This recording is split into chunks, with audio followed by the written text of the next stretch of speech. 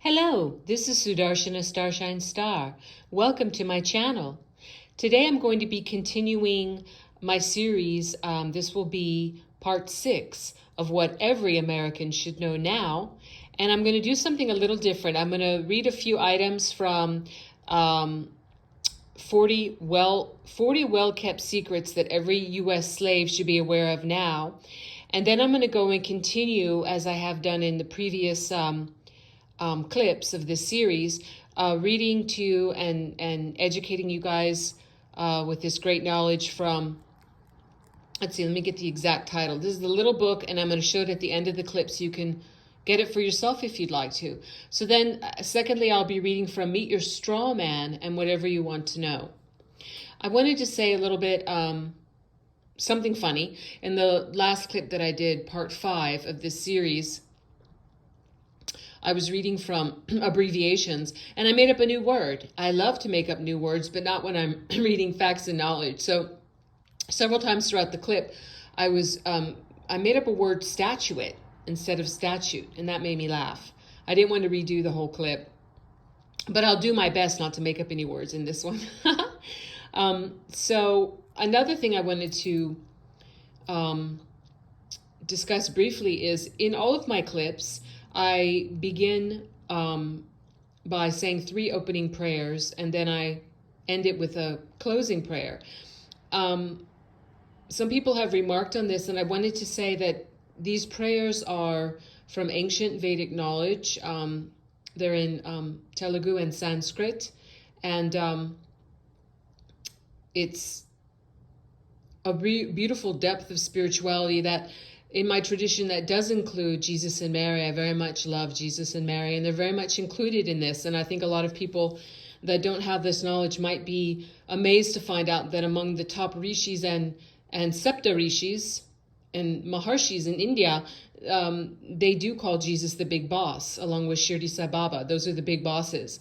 So Jesus is very much part of the ancient spirituality that was sourced out of India. And that's for another clip.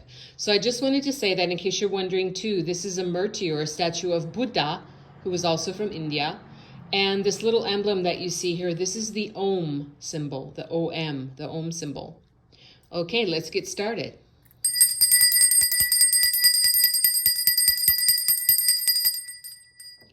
Om, Om, Om. Guru Brahma, Guru Vishnu, Guru Devo Maheshwaraha, Guru Sakshat Parabrahmam Tasmahi Sri Guruvena Namaha. Om Suklam Varadaram Vishnum Sashivarnam Chatubhujam Prasanavaranam Dhyaye Sarva Vigno Prashantaye. Om Bhur Bhuvasuvaha Tatsavitur Varenyam Bhargo Devasya Dhimahi Dhiyo Yo Naha Prachodayat. Om Shanti Shanti Shanti. And of course, anyone who's been watching my clips know that I have a wonderfully wiggling camera, so please excuse that as best you can. So continuing with a few items from 40 well-kept secrets that every U.S. slave should be aware of now, this is item number 22. The first half was in the clip of this series entitled Part 5. Okay, so Part 6, moving on. The IMF, which is the International Monetary Fund, is an agency of the UN, and that's from Black's Law Dictionary, 6th edition, page 816. Item 23. The U.S. has not had a treasury since 1921. 41 Statute, Chapter 214, page 654. Item 24. The U.S. Treasury is now the IMF. Presidential Documents, Volume 29, Number 4, page 113, 22 U.S.C. 285-288. And item number 25, NSA, FCC, CIA, FAA, FBI, IRS, and all the other quote-unquote alphabet agencies, or alphabet organizations were never part of the United States government, quote-unquote, even though the U.S. held shares of stock in the various agencies. U.S. versus Strang, 254 U.S. 491, Lewis versus U.S. 680 F 2D 1239. Item number 26. The UN, through the IMF, issues Social Security numbers. The application for a Social Security number is the SS5 form. The Department of the Treasury, in parentheses, IMF, issues the SS5, not the Social Security Administration. The new SS5 forms do not state who or what publishes them. The earlier SS5 forms state that they are Department of the Treasury forms. You can get a copy of the SS5 you filled out by sending form SSA-L996 to the SS Administration. 20 CFR Chapter 3, Subpart B 422.103, in parentheses, lowercase b, parentheses 2, parentheses 2, read the sites above. Okay. Item 27. According to the GATT, which is capital G, capital A, capital T, the General Agreement on Tariffs and Trade, you must have a Social Security number.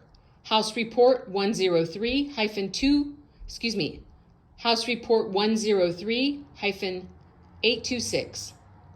Item 28. Social Security is not insurance or a contract, nor is there a trust fund. Helvering versus Davis, 301 U.S. 619. Stewart Co. versus Davis, 301 U.S. 548. Item 29. Your Social Security check comes directly from the IMF, which is an agency of the UN. Look at it if you receive one. It should have written on the top left, United States Treasury. Item 30. It is not the duty of the police to protect you. Their job is to protect the quote-unquote corporation and arrest code breakers. SAP, and that's spelled S-A-P-P, SAP versus Tallahassee, 348 SO period second. And it's continuing. Second, 363, Rife, spelled R-E-I-F-F, versus City of Philadelphia, 477 F period SUPP period 1262, Lynch versus North Carolina, Department of Justice, 376 S period E period second 247. Item 31. Everything in the quote-unquote United States is for sale. Roads, bridges, schools, hospitals, water, prisons, airports, etc. Who bought Klamath Lake? And that's spelled K-L-A-M-A-T-H. Did anyone check? Executive Order 12803. Item 32. The UN has financed the operations of the United States government for more than 50 years and now owns every man, woman, and child in America. So that's all I'm going to read from those items. There's a few left. I'm going to shift now and read to you from Meet Your Straw Man and whatever you want to know. I'm going to pick up where I left off in, clip called Part 4, What Every American Needs to Know Now. That's where I was reading from. So we're going to go to postal demands and pick up from there. Each person generally gets a number of demands for amounts to be paid, bills. Wait one moment here. Yes. Excuse me. Each person generally gets a number of demands for amounts to be paid, bills. If you get a demand for payment, you will notice that it is not addressed to you, the human, but to the fictional straw man, which has a name which sounds like your name, but is not the same. The name will be printed on the demand in all capital letters, or in rare cases by Mr., Mrs., or Miss, and any one of those names refers to the straw man who sounds like you and which has a creation date which matches what you have been told was your birthday. You can pay this demand if you want to, but it is entirely optional. Remember that it is not you who is being billed. Also worth remembering is that you, the human, are bound by common law and not legal statutes, and common law does not require you to pay any form of tax. The company invoicing the straw man is hoping that you don't catch on to the fact that it is not you who is being billed, and so make the payment as a mistake on your part. If you don't want to pay this unnecessary charge on behalf of the straw man, then you can mark the envelope, in all caps, "No contract," return to sender, and mail it back to the sender. Any subsequent letters can be treated in exactly the same way, as in all cases, do not have any telephone conversations about it, as verbal communications bristle with legalese verbal traps. At most, say that you wish to deal with any such matters by mail and terminate the call. It does not matter if an employee turns up at your home and hands you a letter or puts it through your mailbox. The letter is not for you or even addressed to you. It is addressed to the straw man, so it can be mailed back the same as any other letter. Recently, Tony Rook in the UK took a different approach. He refused to pay for a TV license and went to court over it. There he stated that he would not pay a TV license fee because the BBC, British Broadcasting Corporation, intentionally misrepresented facts about the 9/11 attacks. As is widely known, the BBC reported the collapse of World Trade Center Building 7, the 47-story Salomon Brothers building, which was never hit by an airplane, but which collapsed at free fall speed later that day, more than 20 minutes before the collapse occurred. Rook stated that the BBC had to have had prior knowledge of the terror attack and so were complicit in the attack. He then showed a recording of the BBC video news broadcast, along with considerable additional evidence. The judge agreed that Rook had a reasonable case to protest, and he was found not guilty by the court and was not fined for failure to pay the licensing fee. If it is still available, the BBC News report of the collapse, showing the building standing behind the reporter, is at tinyurl.com/LOULGEA. If you wish, you can take a more forceful, direct stance, as demonstrated here by a letter issued by Christopher Lees when dealing with a fixed penalty notice charge. Dear Sirs, please read the following notice thoroughly and carefully before responding. It is a notice. It informs you. It means what it says. The reason why you need to read it carefully is simple. I am offering conditional agreement. This removes controversy and means that you no longer have any ultimate recourse to a court of law in this manner, because there is no controversy upon which it could adjudicate. You always have the option of dragging these conditions into a court of law, only to be told that they are indeed lawful. That is, of course, I'm turning the page, always your prerogative should you decide to waste your time. For this reason, it is important that you consider and respond to the offer in substance. The nearest official form will not suffice, and consequently is likely to be ignored by myself without any dishonor on my part. On the other hand, there is a time limit on the agreement being offered. It is reasonable, and if it runs out, then you and all associated parties are in default, removing any and all lawful excuse on your part for proceeding in this matter. For these reasons, it is recommended that you carefully consider this notice and respond in substance, which means actually addressing the points raised herein. You have apparently made allegations of criminal conduct against me. You have apparently made demands upon me. I do not understand those apparent demands and therefore cannot lawfully fulfill them. I seek clarification of your document so that I may act accordingly to the law and maintain my entire body of inalienable natural rights. Failure to accept this offer to clarify and to do so completely and in good faith within 7 days will be deemed by all parties to mean that you and your principal or other parties abandon all demands upon me. I conditionally accept your offer to agree that I am a legal fiction, quote-unquote person, Mr. Christopher Mark Lees, and that I owe £70 for services rendered by your company upon proof of claim of all of the following. 1. Upon proof of claim that I am a person and not a human being. 2. Upon proof of claim that you know what a quote-unquote person actually is in legal terms. 3. Upon proof of claim that you know the difference between a quote-unquote human being and a quote-unquote person, legally speaking. 4. Upon proof of claim that you know the difference between the terms legal and lawful. 5.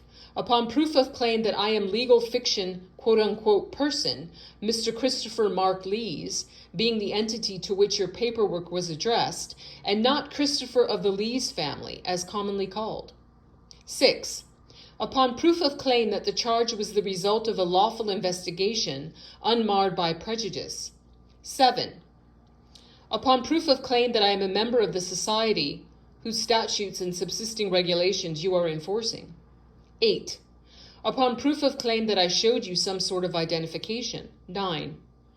Upon proof of claim that there is a nameable society that I belong to, and that the laws covered within any alleged transgressions state that they apply to me within that named society. Sincerely and without ill will, vexation, or frivolity, by, and it has a blank line with, in parentheses, the name agent, in parentheses, Christopher of the Lees family. And in all caps it says, without prejudice. And then then going back to the normal lettering in the alphabet, it says, i.e., all natural, inalienable rights reserved. Please address all future correspondence in the matter to a direct human self, namely Christopher of the Lees family, as commonly called. Included, original paperwork as received. Consent. All men are born equal, and so nobody has the right to command you, make demands of you, or force you to do anything. The most that anyone can do is to make you an offer to perform. Even though they may say that it is an quote-unquote order, or a quote-unquote demand, or a quote-unquote summons, it is in reality an offer which you are free to accept or not as you so choose.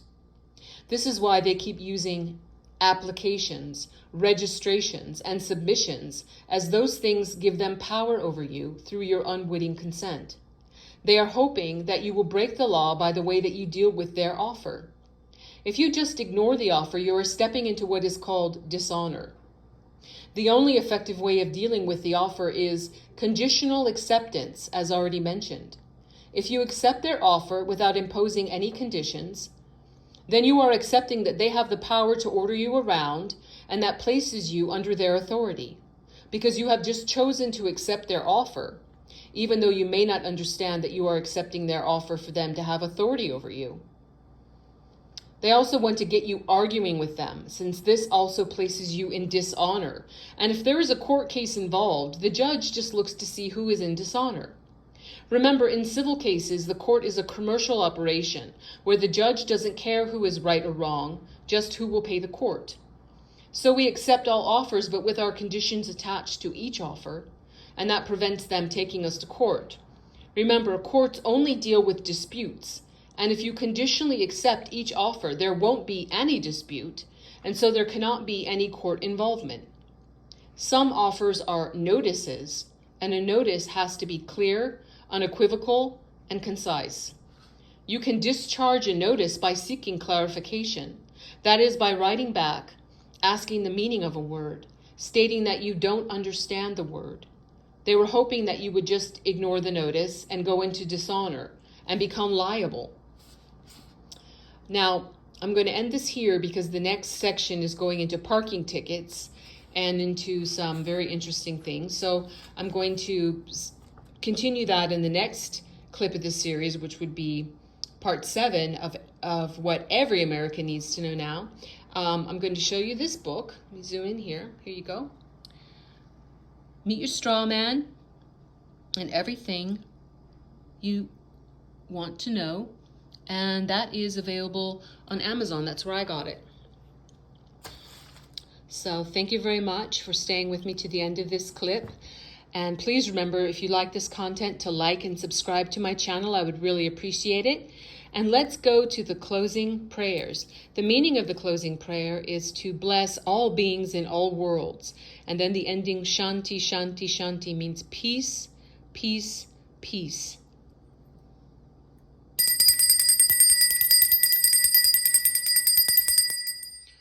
Om, Om, Om. Loka samasta sukhino bhavantu. Loka samasta sukhino bhavantu. Loka samasta sukhino bhavantu. Om Shanti, Shanti, Shanti. Peace, peace, peace. Thank you so much for liking and subscribing and sharing this video, and I will see you very soon. God bless.